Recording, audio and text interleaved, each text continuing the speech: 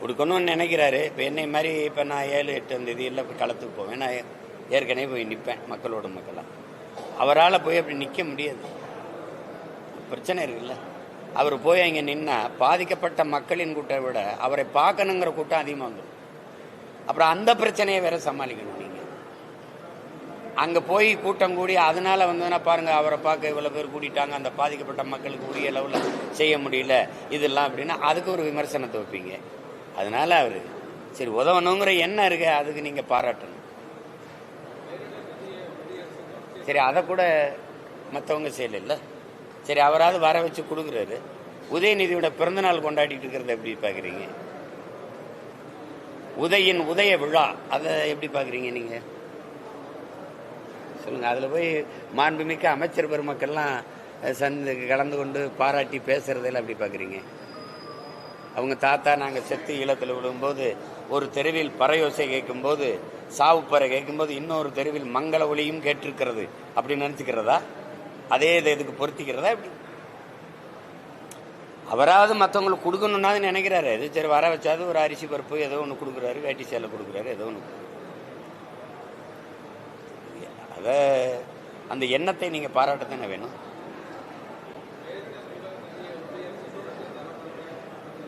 நீங்கள் ஒன்றிய அரசுக்கு ஏன் வரி கொடுக்குறீங்க? ஒன்றிய அரசே உங்கள் அரசு தானே, உங்கள் சம்மந்தி அரசு தானே. நீங்கள் பாட்டுக்கு போகிறீங்க, பார்க்குறீங்க, தேநீர் சாப்பிட்றீங்க, காலையில் மகன் சந்திக்கிறீங்க, மாலையில் அப்பா சந்திக்கிறாரு, முதலமைச்சர் சந்திக்கிறாரு, விளையாட்டுத்துறை அமைச்சர், இப்போ துணை முதல்வர் வேற. நீங்கள் தான் எந்த நேரம் பார்க்க முடியுது, பேச முடியுது. வாங்க சதுரங்க போட்டினா வர்றாரு, வாங்க கேலோ இந்தியானா வர்றாரு. அவரோட தான் நீங்கள் ரொம்ப சாதாரணமாக பொண்ணு எடுத்த சம்மந்தி குடும்பம் மாதிரி பேசிக்கிறீங்க. அதை பேசி எங்களுக்கு உரிய நிவாரணத்தை வாங்கி தர வேண்டியது தானே. பேரிடர் காலங்களில் உனக்கு உரிய நிதியை தரமாட்டேங்கிறான்ல, நீ எதுக்கு வரி கட்டுற? ஒரு கேள்வி நீங்க சொல்லுங்க. இந்தியாவை ஆண்டு கொண்டிருக்கிற இந்த இந்திய ஒன்றிய அரசுகள் இருக்குல்ல, காங்கிரஸ் அரசு, பாரதிய ஜனதா, காசு ஏது? மத்திய அரசு நிதின்னு ஒண்ணு சொல்றாங்கல்ல, அந்த நிதி ஏது? இந்த மத்திய அரசுக்குன்னு வருவாய் பெருக்கத்துக்கு என்று எதுவும் இருக்கா? தொழில் இருக்கா? இல்ல ஏதாவது இருக்கா? மாநில அரசுகள் கொடுக்கிற நிதி தானே.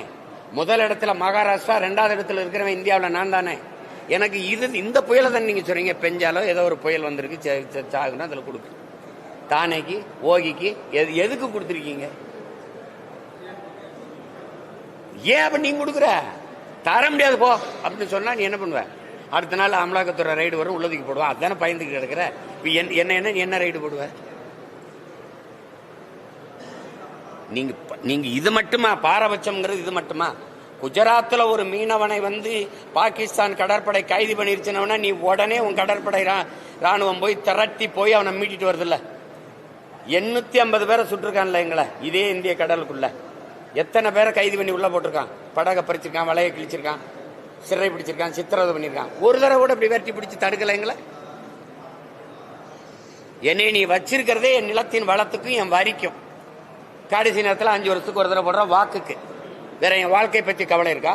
என் உணர்வை பற்றி, என் உயிரை பற்றி, என் உரிமையை பற்றி, என் ஓட்டை பற்றி தான் உனக்கு கவலை இருக்கு. இதை பத்தி கவலை இருக்கா? அப்ப எதிர்த்து என்ன சண்டை போட்டிருக்கீங்க நீங்க? பேரிடர் காலங்களில் என் மக்கள் சிக்கி தவிக்கும் போது எனக்கு உதவுவதற்கு நீ பணம் தர மாட்ட. அந்த மக்களின் காசுல தான் உனக்கு வரி வருது. தர முடியாதுன்னு சொல்றதுக்கு எவ்வளவு நேரம் ஆகும்? வெள்ளக்காரன் காலத்துல தான் வரி கூட இயக்கமா? இந்த கொள்ளக்காரங்காலத்தில் போராட முடியாது, தர முடியாது. உன்னால முடிஞ்சதை பாருன்னு சொன்னா மத்திய அரசு ஃபண்டு, மத்திய அரசு சென்ட்ரல் கவர்மெண்ட் ஃபண்டு. உனக்கு ஏது ஃபண்டு? இங்க வா மண்டு, உனக்கு ஏது ஃபண்டு சொல்லு. மாநிலங்கள் நாங்க கொடுக்கிற காசு தான், அதை வாங்கி வச்சுக்குவாங்க.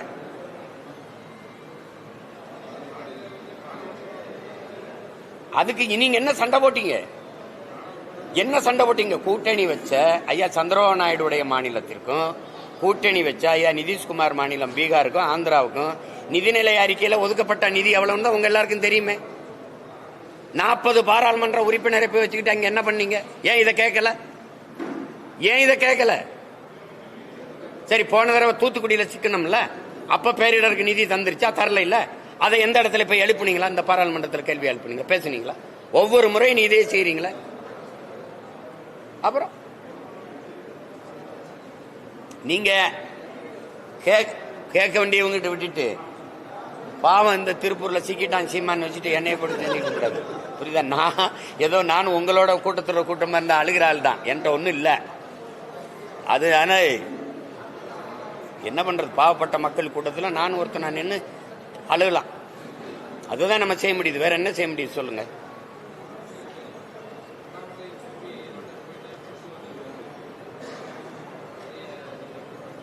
இது வரவேற்கிறேன், தம்பியை வாழ்த்துறேன், படிச்சுட்டு வந்ததுக்கு வாழ்த்துக்கள், அவ்வளோதான். அது இப்போ எல்லாருமே சொல்கிறாங்க தம்பி வந்து இப்போ பேசுறதுல நிறைய முதிர்ச்சியாக இருக்கு, நிதானமாக இருக்குன்னு. அது மாதிரி இங்கே இருக்கிற கொஞ்சம் பேரை படிக்க அனுப்பி அவர் எங்கே படித்தாரோ அங்கே அனுப்பிவிட்டார். அனுப்பிவிட்டா கொஞ்சம் என்னப்பா அனுப்பிவிட்டா கொஞ்சம் நல்லா இருக்குன்னு நான் நினைக்கிறேன். அது அவர் தேடல் அவசியம். ஒரு புதிதாக ஒன்றை தெரிந்து கொள்வோம், கற்றுக்கொள்வோம்னு நினைக்கிறத வந்து அது குறை சொல்ல முடியாது. அவர் கற்றுட்டு வந்ததுல மகிழ்ச்சி தான்.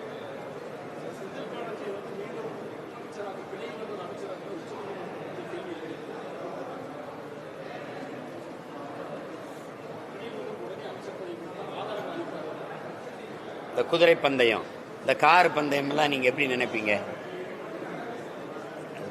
உங்களுக்கு தெரியும், எப்படி சொல்லுவீங்க? அதெல்லாம் பணக்காரங்க வேலை. அது மாதிரி இது இந்த பெரியவங்களுடைய பஞ்சாயத்து, அதில் நம்ம நம்ம நம்ம ஆலமர பஞ்சாயத்து, நம்ம போய் அதில் பேச முடியாது. இப்போ இதெல்லாம் வந்து இவ்வளவு நாள் என்ன பண்ணுச்சு? அவங்க பேசி தானே வெளியில் எடுத்துட்டு வந்தாங்க.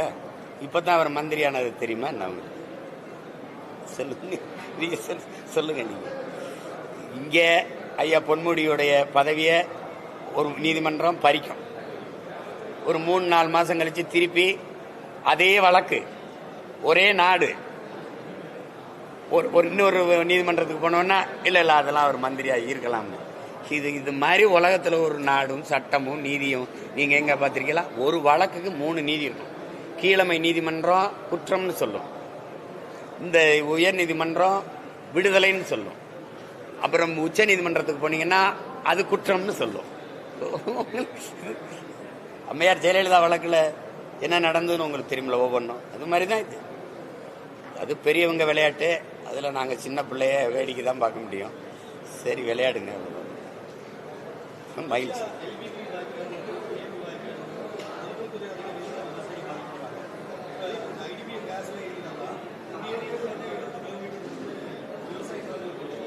என்கிட்ட கேள்வி கேட்கிறீங்களா? அந்த கோபம் எங்க? நீங்க கொண்டு போய் என் மக்களுக்கு சொன்னீங்களா? கேரளாவில இருந்து தானே வருது இந்த கையில் எரிவாயு, இந்த வாயு. அப்ப கேரளாவில இருந்து தமிழ்நாட்டுக்கு எப்படி வருது? சாலை வழியே. சாலையில இருந்து இங்க எங்க போகுது? கொச்சினுக்கு எப்படி போகுது? சாலை வழியே. ஏன் நிலத்துல மட்டும் ஏன் நஞ்சை பழந்த மாதிரி 2ஆ பிளக்குற?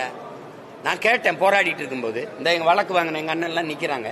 நாங்க இந்த குழாயை தூக்கி பொறிச்சு போட்டோம். அம்மையார் ஜெயலலிதா காலத்துல எல்லாரும் மேலே வழக்கு.